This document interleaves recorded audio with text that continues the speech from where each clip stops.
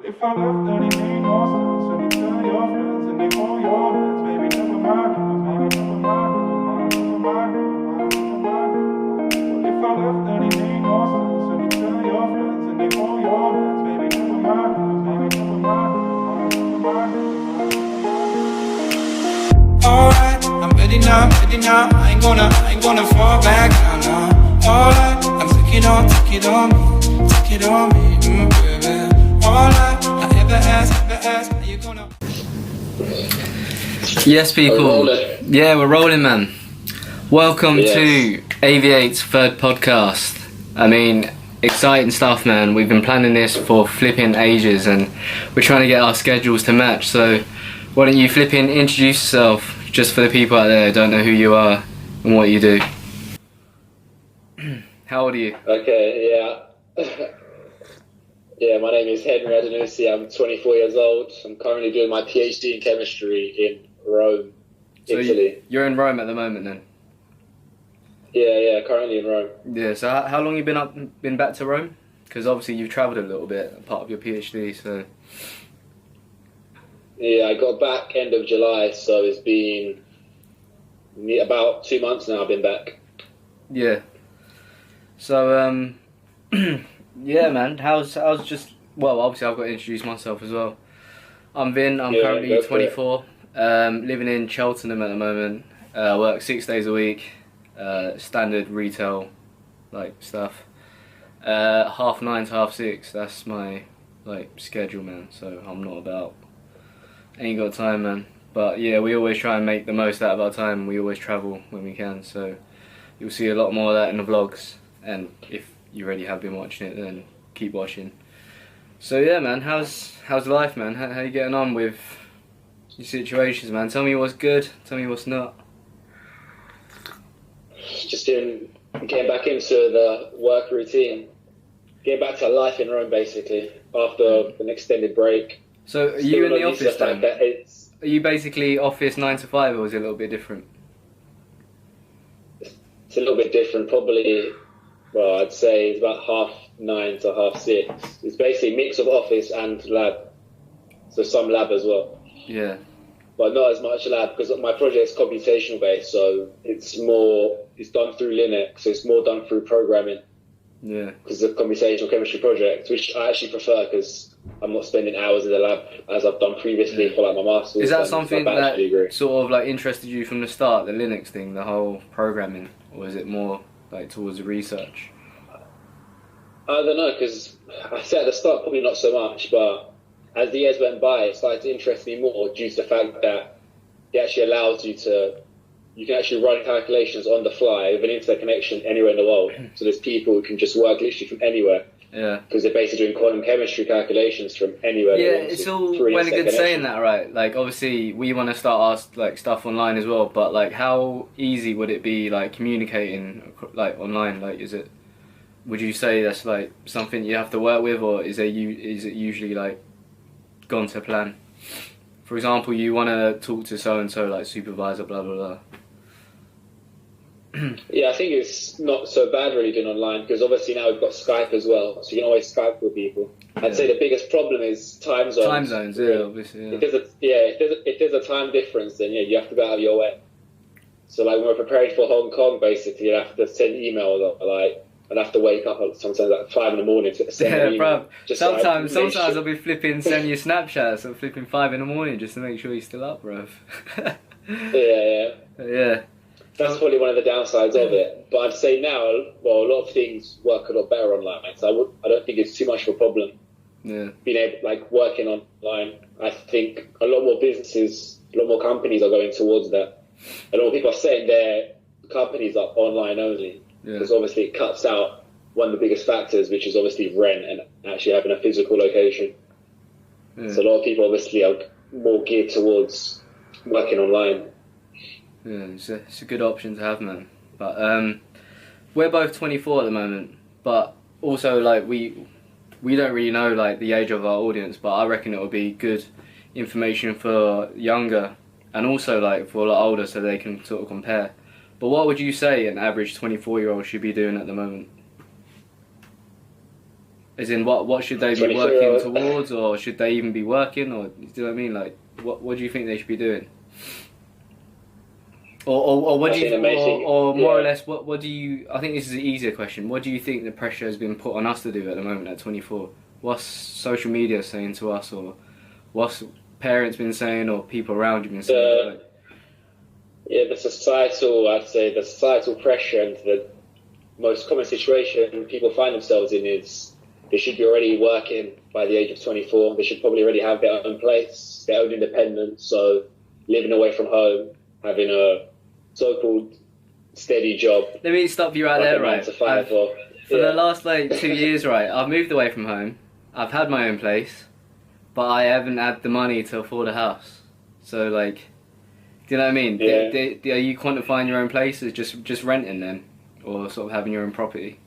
Because it's a massive difference in terms of finance. I'd say it's renting, because not many people at that stage are going to be able to have or own their own place. There's people who are still 50 and they don't even have their own place. So yeah, but then about that is, you know, you're forever renting. So how are you able to save up? Do you know what I mean? Yeah. So, well, obviously, if you're renting, it depends, because if you're renting, your actual rent is going to be slightly less than if you had a mortgage. Because if you have a mortgage, obviously you'll be paying a higher price monthly. So some people go that route and they would rent a place, so it allows them to save at the same time. Saying that though, when you're in your mid-20s, you want to sort of like almost act as if you've made it, as in sort of like most of your money that you spend, right, is going to go towards a nice flat, as in not to show it off, but you know, to relax after working all them hours during the week, so you got something to look back forward to. But for example, let's say you work 9 to 5 and it takes you an hour to get to work, and you get ready and everything. You're out. Let's say you're awake for about 12-13 hours, right?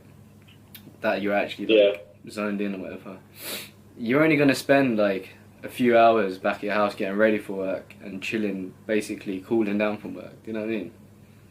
So I went down the route of, you know, renting a studio in London. It wasn't great, but it took up a lot of my salary. And by the end of it, when you're done with the contract, you got no like money left that you've like, because you've not saved up because of it. And then I just think not like it's a massive waste, but it's a bit sad, isn't it? Spending a lot of your money that you hard earned, and you're not even like living in the house that you're paying for. So do you think it's better off just getting like a, not necessarily shite house, but just a low rent one, and then sort of putting up with it?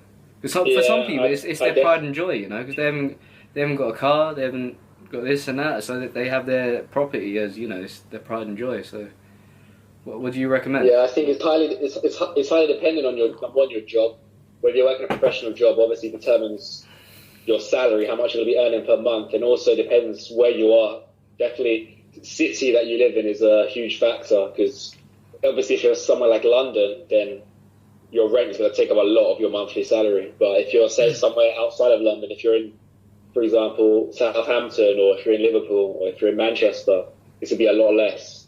So even to suggest, obviously, I would say obviously have a place that's low rent, but it's easier said than done. I mean, obviously the most sort of important thing to think about is like another option to have, and the most financially stable thing you can have is living at your parents'. Because if you lose your job, you know, you're still going to get fed, man. Like, you're not going to get... Because ideally, obviously, at your parents, you would be rent-free. Or at least pay for food shopping, at least, you know. Flipping a box of free-range eggs, mate. You know, pushing a boat out there a little bit. Oh, whoa, mate. You know some sparkling water if you're feeling extra generous. Some San Pellegrinos, mate. Yeah. But yeah, do you know what I mean? That would be the best option. But then obviously your downfalls would be, you know, bringing girls over, and if you're not like the whole part of the commitment life, then your parents are going to be like, well, who's that girl? Who's that girl the other week? Or boy, you know what I mean? Yeah. Yeah, it would be basically known as Cop Block Avenue. Yeah, Cop Block Avenue. Yeah. It's a good place. To be fair, right? Like in today's world, like it's good having an extra bit of money, because having no money is a bit of a cop block, to be fair. Yeah. Because you sort of got to get around a little, and well, when I used to live in London, or when we both did, we spent a lot just on Oyster cards, man. Like, travel was huge. I don't even want to flipping think I don't- about like having to Yeah. put up with congestion charges and flipping parking fees and insurance, man. That's a whole nother level, man. Yeah. Yeah. Yeah, definitely travel in London it takes up another huge chunk. But I just feel like in today's society, everyone's rushing to get their own place, to have their independence, which is obviously. Yeah, but there's got to be a reason for that though. Like at uni, like for example, if you lived in like uni accommodation, you put up with dickheads for like 3 years, and then half of them, they might not be dickheads, and then you find out that they are. So you end up living with them.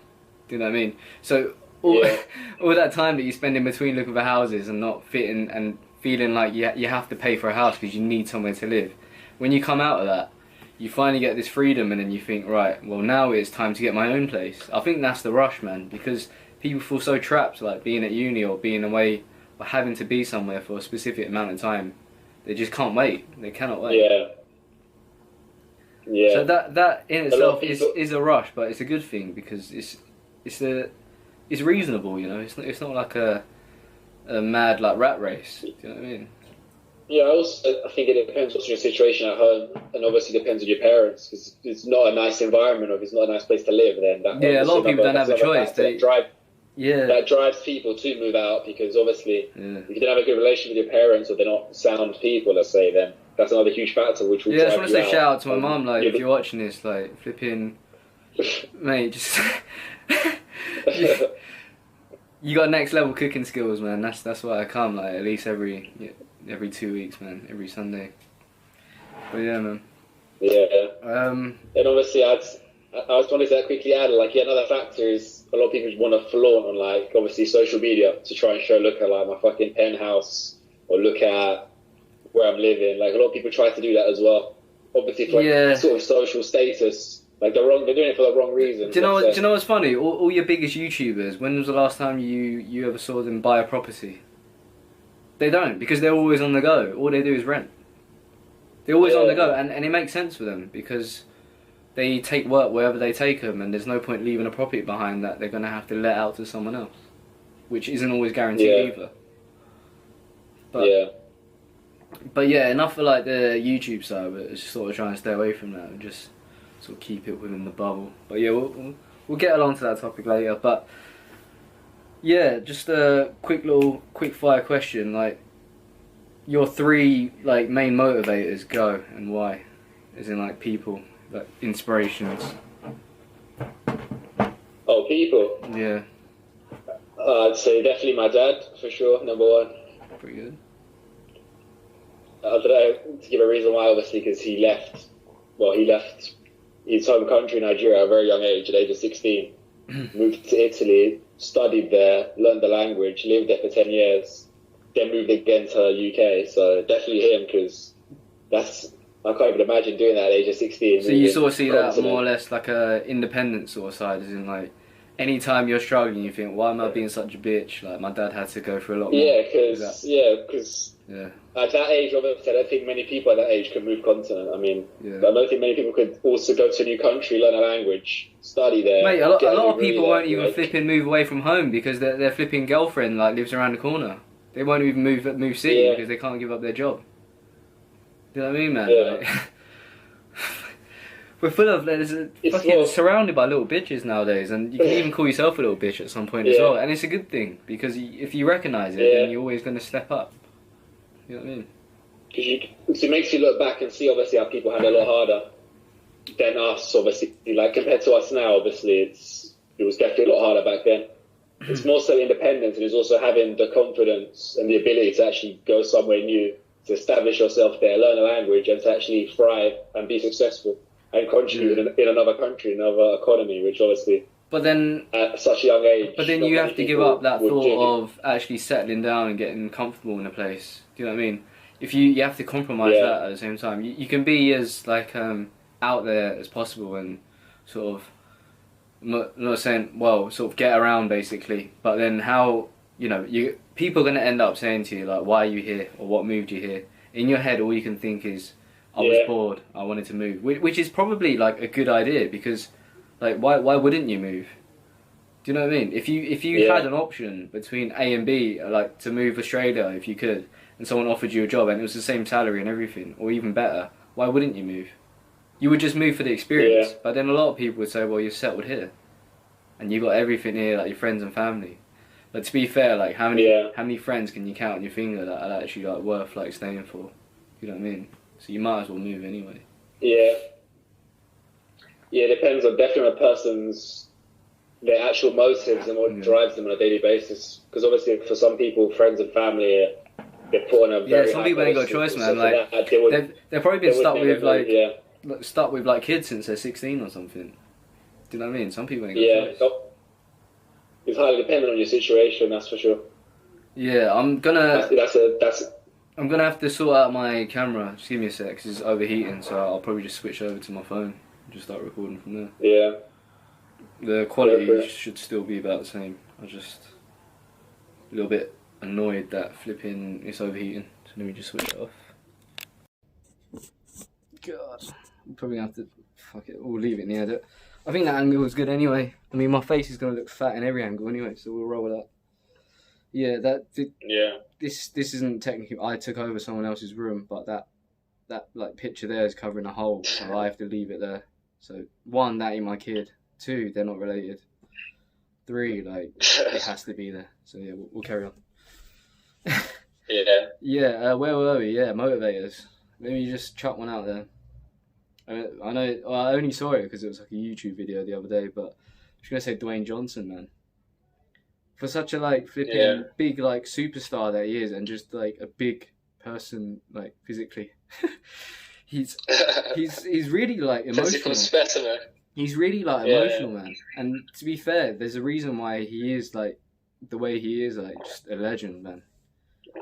Like the reason why he's accomplished so much is because he has that emotional side, because he can detach himself to any tough situation and think, right, I've been through this before and a lot worse, so like this is like nothing to me. Do you know what I mean? If you watch like one of these motivational speeches, like he goes deep, man. He goes flipping. Because obviously, if you know his backstory, like what he's been through to get to where he is now. Like he's been through a lot of shit, man. Yeah, and like you can always see by the way someone says something. For example, flipping, I had a great day today, or I flipping amazing day. Do you know what I mean? There's a massive difference between when people give speeches. It's like you can, I don't know, man. You can, obviously, he's an actor at the same time, so he might just be flipping selling me off, man. Yeah, man. I love that guy, man. And it's not just his films, you know. Just like he's just very versatile, isn't he? Yeah, that's a great thing to be as a human being. Basically, be friends with your enemies, man, because they can teach you a lot. Do you know what I mean? 'Cause imagine if like your haters didn't talk, then like you're basically no one. Then do you know what I mean? You learn nothing from your haters. Yeah. You know what I mean? You don't have haters as a problem. You should have haters. Yeah, you just blend in. Yeah. Yeah. Yeah, we didn't pretty much get to 3, but if I was going to chuck in a few, probably say, well, I'm not going to say another actor, I was going to say fucking Jackie Chan or something. Just like being like Oriental and making out in the Hollywood scene. Yeah. Like sort of being like the first sort of brave guy to do it, all his own stunts and putting his life on the line to just be entertaining. But then you could say that about flipping Michael Jackson and shit as well. And like, yeah, and that's just pretty much me being, you know, the Asian, pretty much like the Asian Malcolm X, isn't it? Basically. Yeah, for me, I'd say Rafael Nadal for sure. For me, I think everything, like, because for him as a tennis player, the amount of like what he's been through throughout his career, especially the latest stage of his professional career. Like the sheer amount of injuries he's had, and to always come back. Like he's been written off since maybe like 2013. Like he'll never win a Grand Slam again. Yeah. His style of play is too aggressive. But look at him now. Like no one can say anything. He's on 19 Grand Slams. Right? I find that with football, right? If they're out like more than one season, they're gone for good. Do you know what I mean? They're gone for good. As in like flipping, you'll be at Man United, and next thing you know, you're at Scunthorpe. You've still got a decent wage. Like I'm not going to take that away from you. You're still a sick football player, but you're never in the newspapers anymore. You're probably in the newspapers because you've been drink driving and flipping run over someone's dog, something like that. You know what I mean? For the wrong reasons, yeah.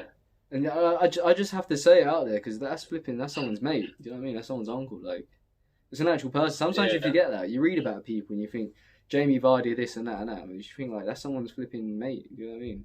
It's like one of us, man. Yeah. It's flipping. They're real people, yeah. Yeah. Like, do you remember, like, I'm not like a massive fan of football, but I did watch the Champions League final. I think like 2 years ago. 2 years ago? Yeah, probably 2 years ago with do you remember Karius? Liverpool. Yeah. Yeah, Liverpool and Real Madrid.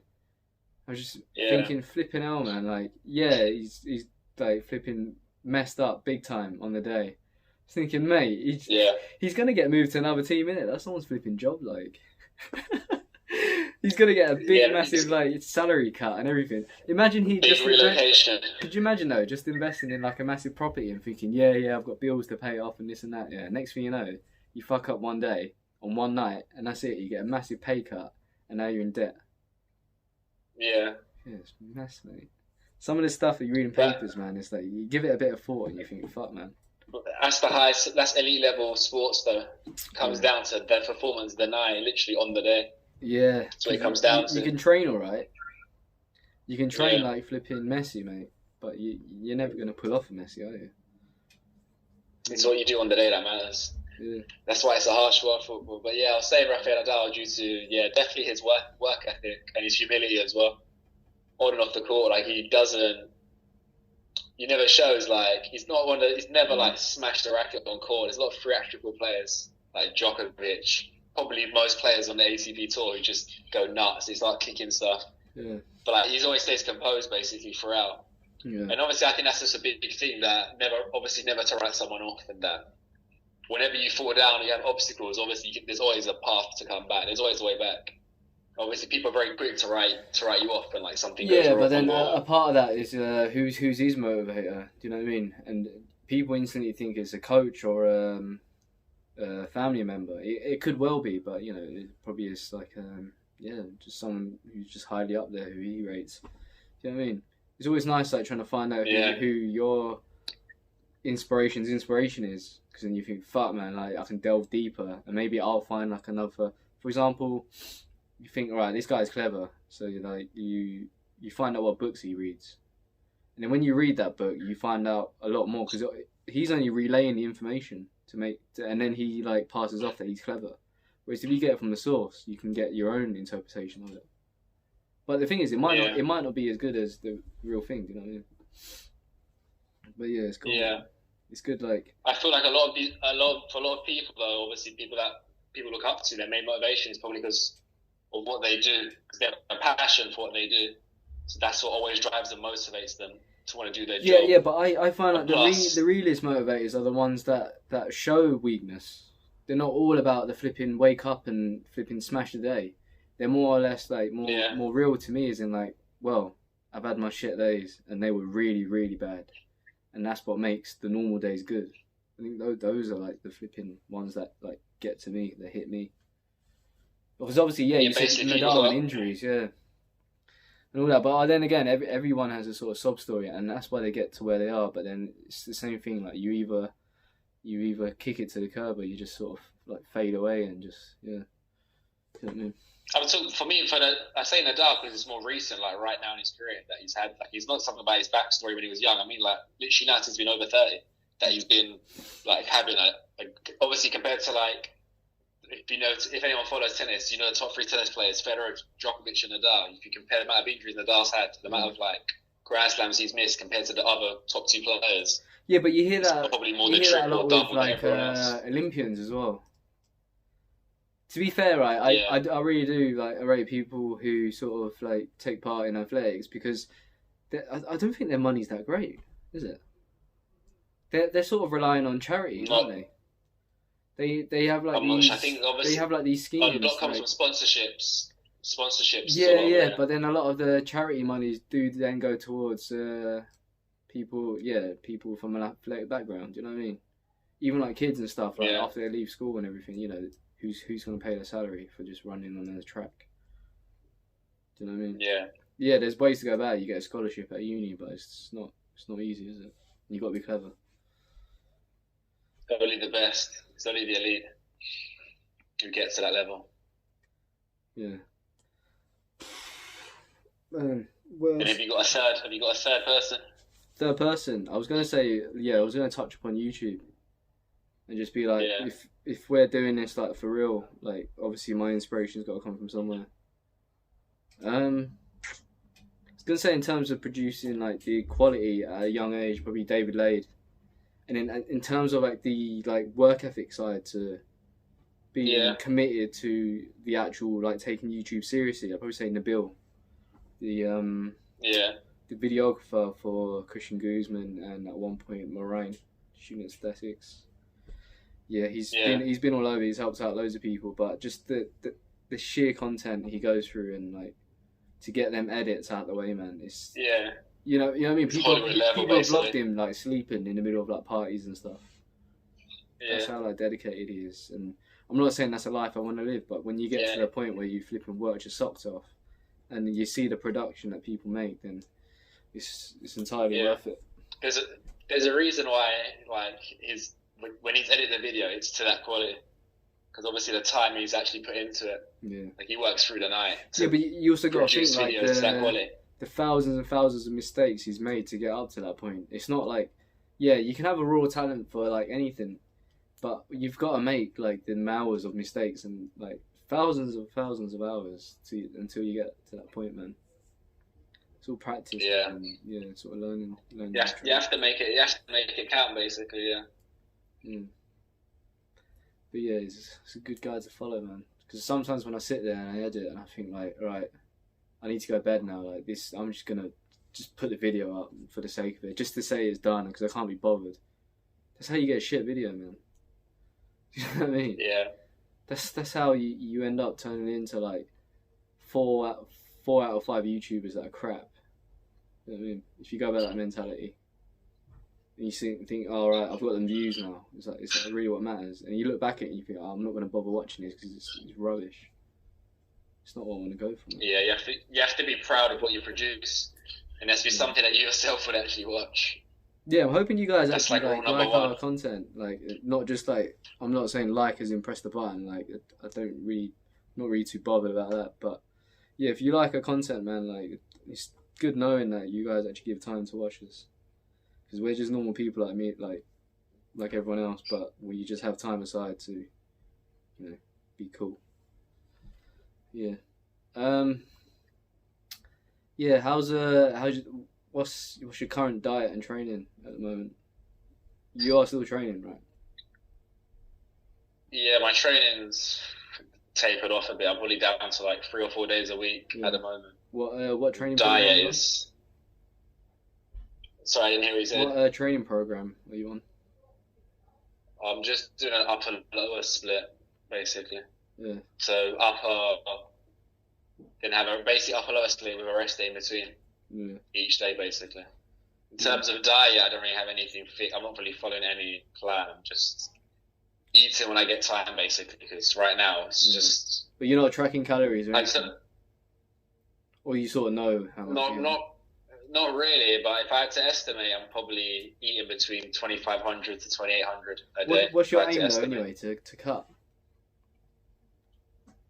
At the moment, I don't have an aim. Yeah. I'm just getting through the days. I'm just eating and training.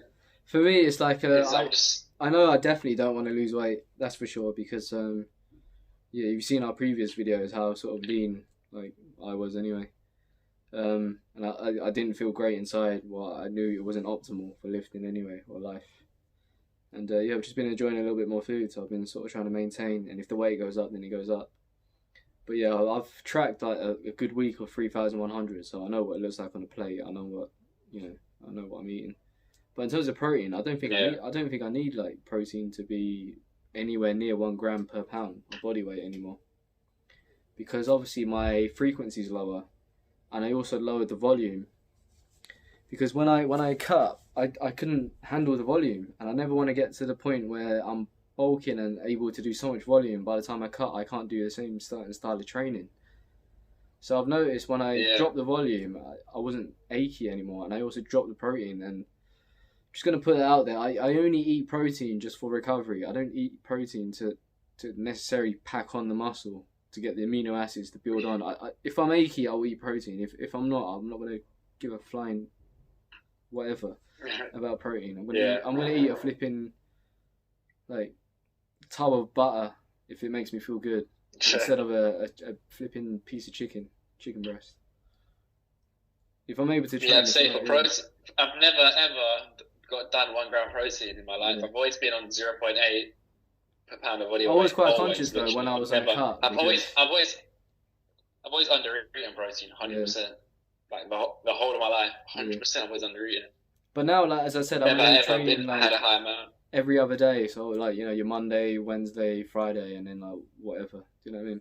So the days in between, you could argue, you're gonna need that protein on your rest days. But if I'm still lifting and making progress in the gym consistently at like a sort of maintaining my weight sort of thing, then I'm obviously gonna improve in terms of body composition.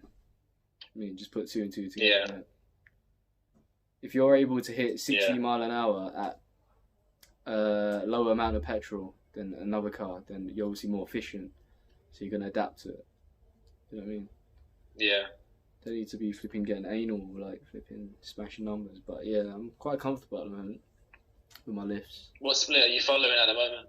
Oh, so I do something similar to a Greek god program.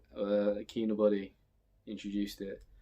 I'm not going to bother putting a link in the description because a lot of you probably don't know him, and if you do, then he's old news. So it's more or less like big compound lifts. So because my legs aren't a priority anymore, I only train them once. So I'll have a chest session because that's my priority. I'll do chest twice a week, so it'll be like, let's say Monday, Friday. But the Wednesday one in between, I'll alternate between the back and shoulders. So more or less your pull session. So pretty much push, pull, and then legs every now and then. Yeah, so a dash of legs. yeah, literally 2 exercises. Basically get your compounds in.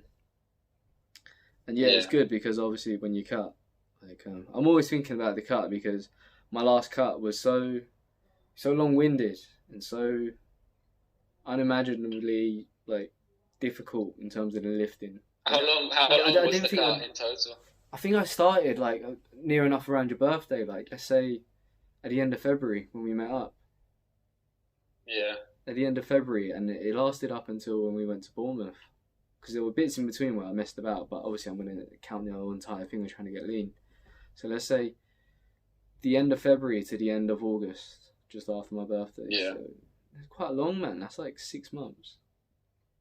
That's a very long time. That's a long 24 time, weeks or over. Yeah, and I told you like that I must have lost about 5 to 6 weeks like messing about in between, like going to barbecues, buffets, Hong Kong. Hong Kong was insane, man, for the food. Just couldn't hold back. And to be fair, I was probably binging a lot because I was quite restrictive. Not restrictive in terms of what I eat, but in terms of the calories. Like my body needed it. Yeah, it just made lifting so hard. I wasn't enjoying lifting anymore. That's the reason why I stopped doing the push pull legs 5-6 days a week down to 3, because it's more manageable. I thought in the long run I'm gonna hate the gym when I go back to bulking, so why like risk it? Yeah, I think it's more suited when you have more calories in your system to train 5 days a week, to be honest. And the big factor is how much time you have as well. What time do you train as well? I train usually around 7, half 7 in the evening. Yeah, is that like quite consistent then, or does it sort of vary? It's probably consistent. Probably between 7 and half 7 is when I start my sessions. I prefer just. Yeah, mine's usually before work, so like 6 a.m. Yeah, squeeze it in the morning. So obviously, it's nice when I have my rest days. I get to sort of sleep in, get them extra hours. But I always wake up at the same time anyway. So I sort of just read or something or piss about on YouTube in the morning. Yeah. Yeah. But yeah, it's good like having rest days, man. It's like it's weird because when I try and think back to now doing a push-pull legs, I think I can't do it anymore. I can't imagine not doing it. But then I think when I was doing push-pull legs, I was thinking I can't imagine not going gym. As in, like, I love the frequency. I love like the pump, the feel you get from it, and being in that solid routine of going almost every day. Do you know what I mean? You were eating a lot more back when you were doing it. I'd probably say I'm eating about the same. I think my maintenance is like roughly the same. I think if I worked out in a day, I don't think my maintenance increases by that much. I think by about 300, which isn't much. I mean, that's about 5 cookies, man. Do you know what I mean, man? But didn't you get to a point you're eating like 3,500 a day? Oh yeah, no, that was on a bulk. Yeah, but in terms of that's what I mean. Yeah. Yeah. So bulking before, yeah. Because then you have a lot more calories, a lot more energy to hit a push-pull leg Yeah, split. exactly, and because you're getting stronger like quite rapidly, and you going that frequent. Yeah, I was on about 3.5, 3.6. I was even pushing it up to 4,000 just to. On some days I'd lose weight on 3.5, so I try and feed my muscles, which doesn't work. It just gets you fat. Yeah. Bulking for me is not essential, and to be fair, I don't think. Obviously, you have another take on it because you obviously say, well, we've said it before. It depends on your starting point, but for me, or just for people in general, I think you tend to eat more anyway as you get stronger or try and get stronger. But if you're a lazy... Yeah, I think you're naturally bulking, basically, yeah. Yeah, but if for example, you're a lazy eater, then you're just a lazy person in general, aren't you? Do you get what I'm saying about that? No, do you get what I'm saying about that? It's like, I know how to drive. I know how to do all the practical stuff, like put it in gear, reverse everything. But like, I'm just lazy at like writing the theory. I'm just lazy at learning that. So you don't know how to drive then, basically. So for example, I know how to lift heavy and shit. I know how to make progression. Are we reconnected? We had a Wi-Fi drop. Mother. Yeah, we're connected now. Yeah, so for example, I know how to work out and everything. I stick to a tight schedule. I follow programs and everything, but I don't eat enough. It's like saying, well, you're just not very good at like trying to stay fit or trying to make gains. Do you know what I mean? Yeah. Being a lazy eater is that I fucking doing half the job, man. Like, just not like the whole picture. It depends on the nature of the person. Yeah. Basically, commitment. Can you commit to something? But then it'd be the other way around as well. Like, I'm really good at my diet, but I'm shit with going to the gym. Does that make sense? Yeah. You're just a shit lifter, man. If you don't eat, you just. Pretty much, yeah. They go hand in hand together. Yeah, you're just short selling yourself, man. But yeah, it's. I wouldn't worry too much if you're watching about like the whole cutting and bulking thing, like every now and then, and you have to bulk like crazy to sort of pack on the mass. But then again, mass isn't gonna come out of thin air. But you've got to realise after 3 years of consistent training, you're not going to make that progress ever again. It's going to slow down, You never would. With every if you're in your early stages, with every cut and bolt, let's say that's your ideal physique, with every cut and bolt, you're just going to get closer and closer and close that gap. But then when you hit that physique, you're gonna think of something higher anyway. It goes with everything. You want to save up 10k, you save up 10k, and then after that you get 10k, you want to save up like 15k. And then it might get slower and slower. Yeah. You might be satisfied at 16k. You know what I mean? There's always going to be a new goal. Yeah. Once you reach. As long as it doesn't get like too crazy to the point where you want to flipping out angle Jay Cutler. And then we've got a bit of a problem. Like, he wouldn't be able to fit in this mirror, man. Not a chance. Mate, he's to fit through your door. You see the size of his neck, man. Jesus Christ. Yeah. It's an absolute rhino. That is a big guy. Yeah, so holiday plans. Like, what's your travel plans? Like, in general, have you made any? At the moment, just the main 2 plans I have is going back to London in October, and basically just family visits before the end of the year. I'm a cookie, man. Yeah. It lagged again. Oh yeah. Oh, Should we go again? It lagged, didn't it? Yeah. As soon as I got the cookie, man. Yeah. For me, I think I'm gonna do a little bit more Europe. Before I do Asia, I think I'm gonna head to Australia. So I don't know if you wanted to join me on a flipping crazy adventure surfing. But I got to learn how to swim. I don't know. Australia I want to get to at some point, but I just have no idea when it's going to be or how long I would go there for, to be honest. I'd have to plan everything for after my PhD, basically.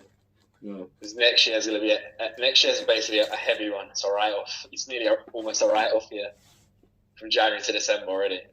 I already know that's going to take up everything because it's the final year. So literally, it's about getting everything condensed down, written up, everything reviewed. Yeah. It's like I mentioned to you, like there's just a lot to get through, a lot to analyze and get it basically in a chronological and logical manner. It gives you perspective on actually how much like work you've actually done in the last 2 years. Like what you've actually been doing in the last 2 years basically is actually amounted to something that you've actually been doing some sort of work, which is actually interesting. Because at times I think like I'm not actually doing anything. I feel like I've hardly got anything, but even just this week, taking a step back and looking through everything I've done. That's because you're so emotional. I was just... You're like a... I was overwhelmed. It's like... I was like, this is a lot. It's like trying to tell... It's like asking flipping... I'll let you drink first before you choke. It's like... Yeah. It's like asking Mo Farah, right? After a 10k run. Oh, what did the run feel like? 3 minutes and 53 seconds in. How the fuck is he meant to know? Do you know what I mean? He's been through a lot, man. Yeah. It's like asking you, oh, what did you do? Like, how did you feel about your course, like, a year and a half ago? Like, how are you meant to know? You've been working your bollocks off for, like, 2 years, man. 2-3 years. Yeah.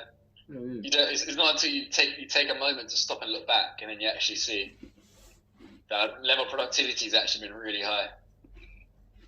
And I'm actually surprised. Obviously, I'm 2 years out of 3 done, but it's already a lot done, like...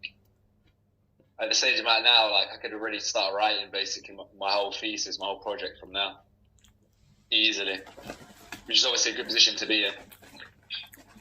But I think that goes for like a lot of things in life in general, to be honest.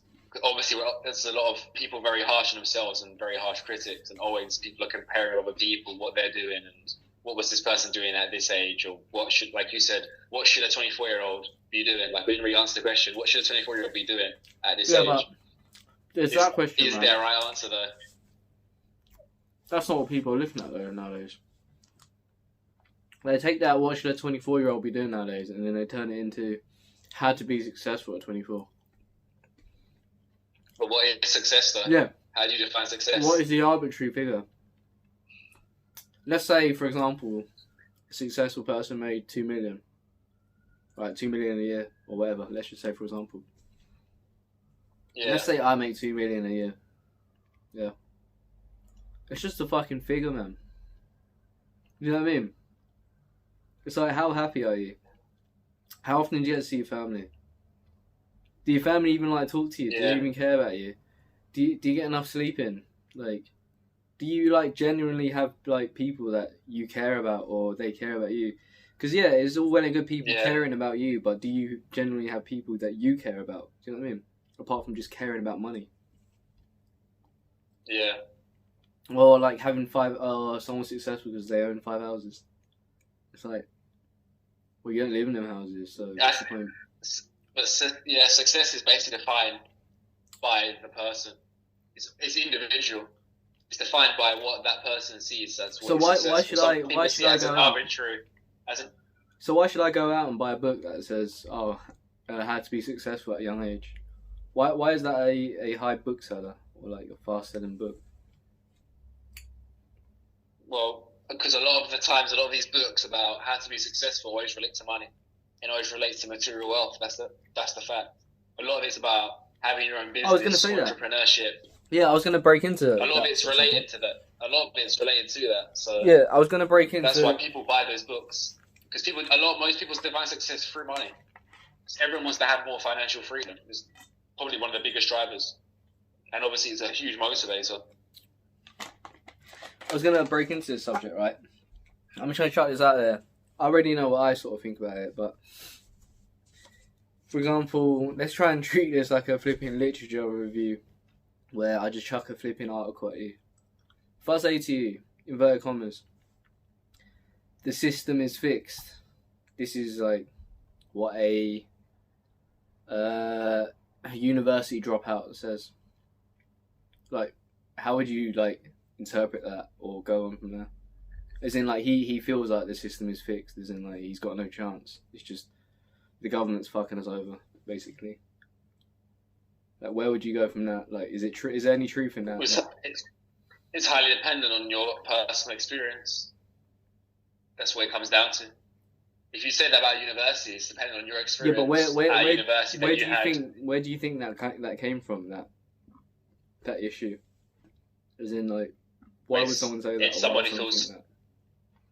who feels hard done by. Maybe they failed an exam, they got kicked out of a uni, they got kicked off a course.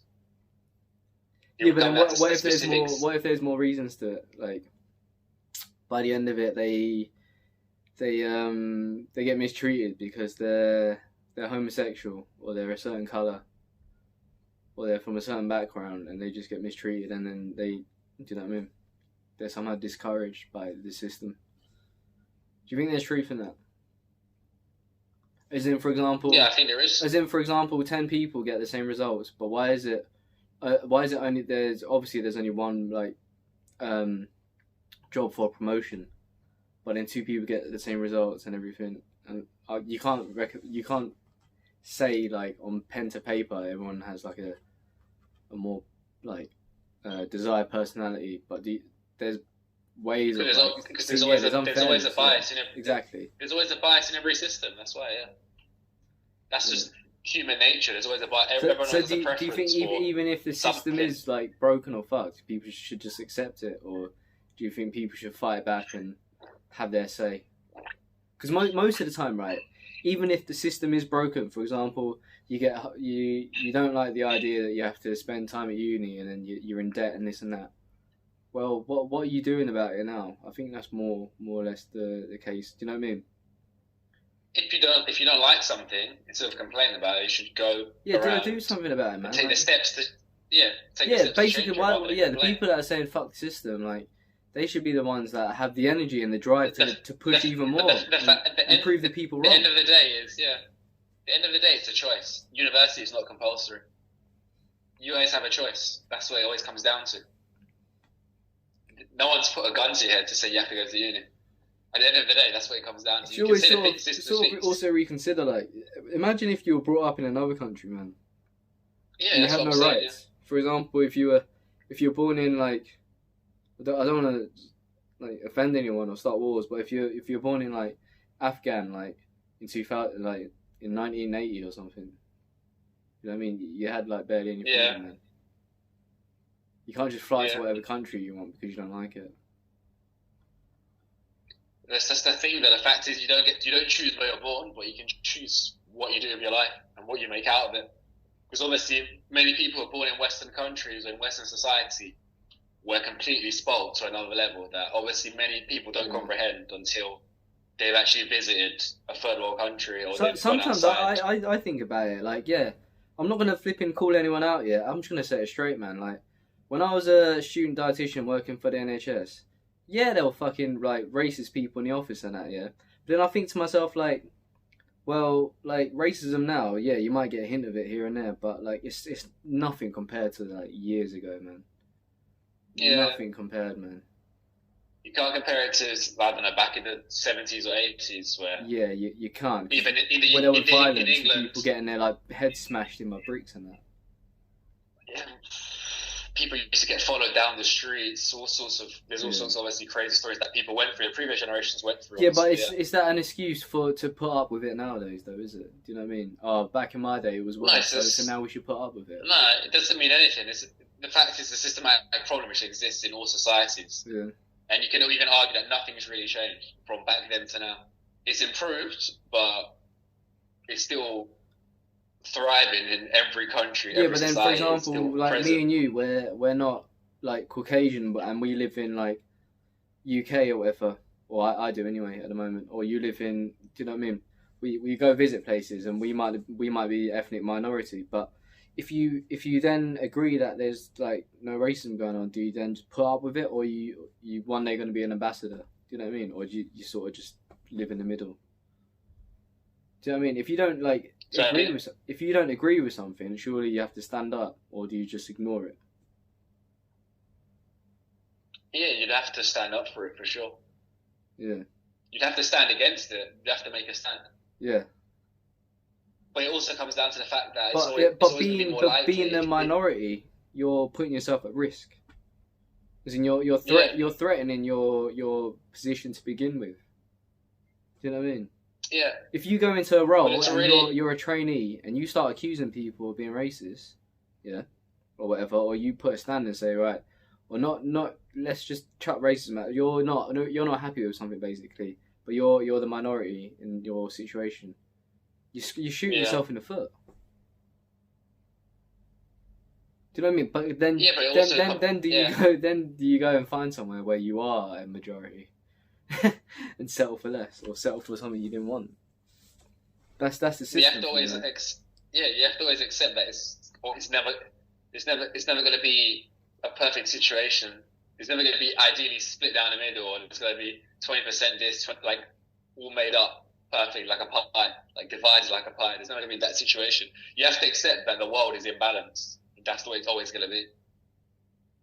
It's like if in any place that's not your home country, like even to a certain extent, you can't really complain because like that's not your country of origin. So what did you expect when you went there in the first place? Yeah. You can't have the same standards or the same culture. You can't expect the same culture in a different country. Yeah, which is why a lot of people have problems going outside of their own country. I think that's people go to other countries and make complaints. Yeah. Yeah, like they make complaints over here, as in the UK. Yeah. You know what I mean? Like, well, it's like, what do you expect? This isn't your home country. You can't come to the UK and start saying this. It's the same vice versa. You can't go from England to somewhere else and complain because there are cultural differences. Yeah. Which is something that you do notice the more that you travel and the more that you've been out. Especially this year, obviously, like traveling to Asia has been a completely different experience. Obviously, culturally, things are very different in Asia compared to back in the UK, compared to Italy. Yeah. And that's something, obviously, that comes from traveling. That's also why I think traveling's a good thing to do. I think it's good for every person. If you have the opportunity to go to another country, most definitely do it. Because when you go to another country, you can do like the geography and history behind everything, and you can read up about it, but you're never gonna bump into sort of weird, like just not generic stuff. You know what I mean? And that's what's great. Yeah. Yeah. And it does give you another perspective on life, basically. It does teach you things that you do that you can actually think, hang on. Yeah. Because I'll explain something to you, right? Like, for example, if you open up a business now in the middle of somewhere multicultural like London, like you're gonna get people from like all sorts of classes. I don't want to, you know what I mean when I say classes, like your manners, the way you talk, this and that, and the way you accept criticism. Do you know what I mean? One person might. My dad's calling me. Call me back later. You're gonna accept criticism on another level. For example, one person might just keep quiet about it, and then they'll just take it on board. Whereas another person, they might just tell you to F off or something like that. You know what I mean? But you have no idea like where these people have come from or what they've done to get to that position.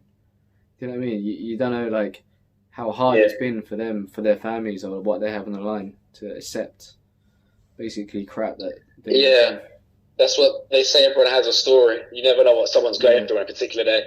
Why they feel like that. Why they might be down. One day you can't just like, for example, employ like someone and be like, "Oh mate, like you should flipping work on your English, mate. Like you're terrible. You're shit at your job and you don't even know English." It's like, well, you try going to flipping, I don't know, like in the middle of flipping Cairo or something. Go to Russia. Go to Russia. And learn Russian. Yeah, for your PhD, and then like expect to do like experiments and stuff, and not know a single word of Russian. You're gonna see how they treat you. Yeah. You know what I mean? Yeah.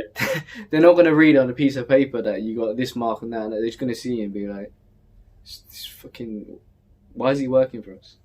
And what are you going to say? You can't say anything because you signed up for it, and now you have to back yourself.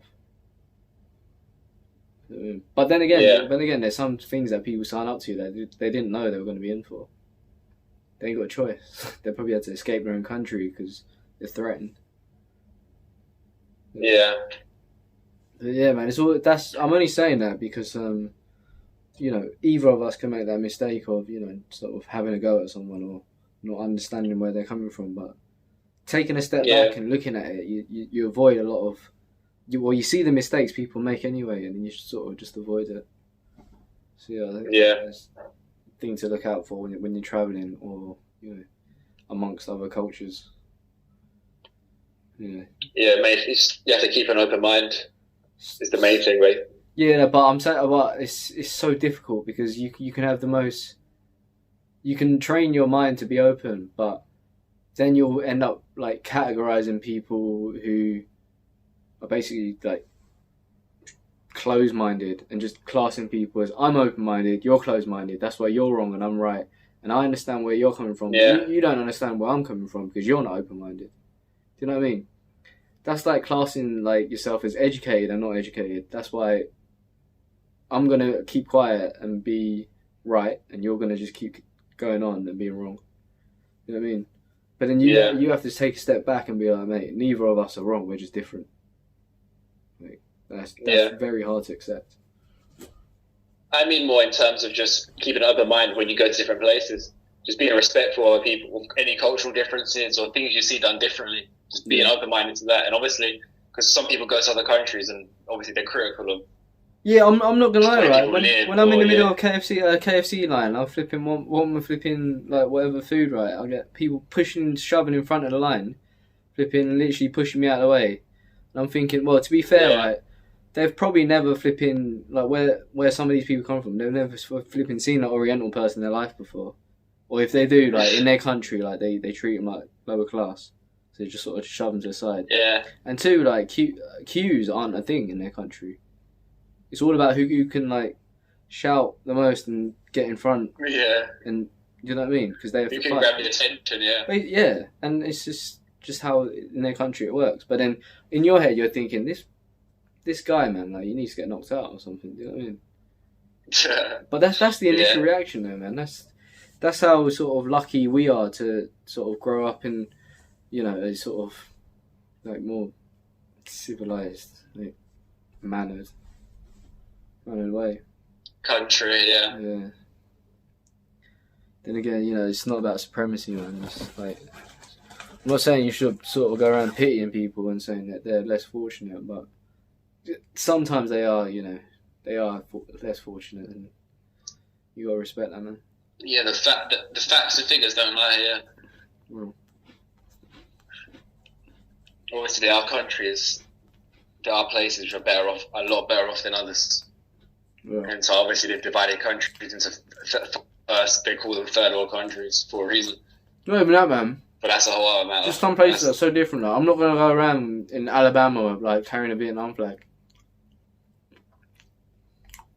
Yeah. It's not going to happen. Yeah. And then I can't just go around questioning people, excuse me, like, why are you treating me like this? We've all got like flipping 10 fingers and 2 eyes. They'll probably flipping chop off 5 fingers and flipping shoot me in the eye. I'll probably do a lot worse than that, bro. Yeah. Red Dead Redemption. There's a lot of parts of America. There's a lot of parts of America which are still like that. Yeah. You can't blame them, really, because they're surrounded by like hundreds and thousands. It's a massive place, man. They're surrounded by hundreds and thousands of people who all think the same. Imagine being that one guy that steps up to an ocean like that. You know what I mean? Just being like, you know what, like, no. Yeah. You get silenced nicely. It's a systematic problem.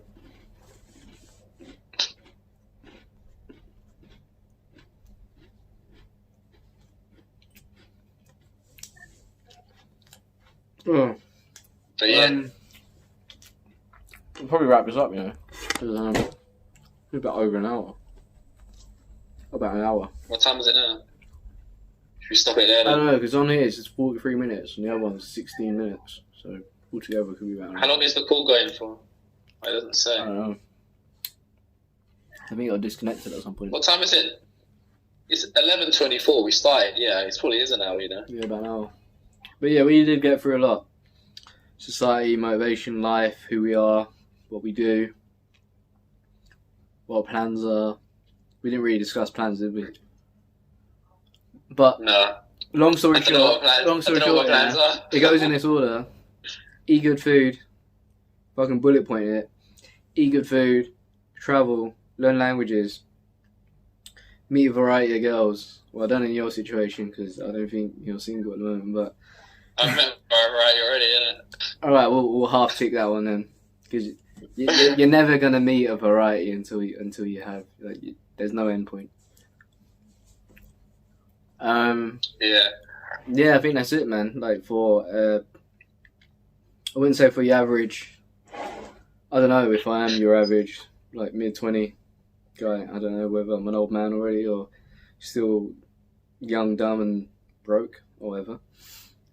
But yeah, we'll sort of leave it there and carry on with the vlogs. Oh yeah, and we'll get some clothing out. This is our first podcast. I don't know how it's going to turn out. Hopefully it turns out alright in terms of like the sound quality, the angles. Yeah. Even though my flipping head looks like Yoda. But yeah, hopefully it turns out alright, and yeah, we'll wrap it up here, won't we? Yeah. Catch you in the next one, peeps. Yeah, see you later, man. Aviate people. Yes, mate. I don't even Laters. know how to sign off anymore. Just give him the daggers. Ching Chang Walla.